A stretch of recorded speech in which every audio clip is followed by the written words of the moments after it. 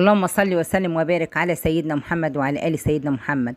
صاحب المشكلة بتاعت النهاردة شاب بيقول إن حصل سوء تفاهم بين حماته وبين أمه، بس حماته غلطت في أمه من غير سبب، وهي عاملة له مشاكل مع زوجته وبتهدده إن هي ترفع القايمة وتلففه في المحاكم، لإما يبوس على رجلها علشان ترضى عنه، وبتقوله اشنعمة انت بتبوس رجل امك وانا احسن من امك لازم تبوس رجلي.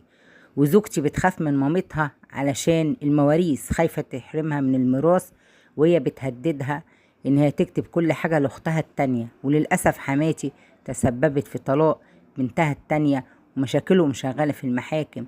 فانا في نظركم اعمل ايه؟ مش عايز اخسر مراتي وبحبها، ومش عايز ابوس على رجل حماتي، وخايف على زعل امي. اعمل ايه؟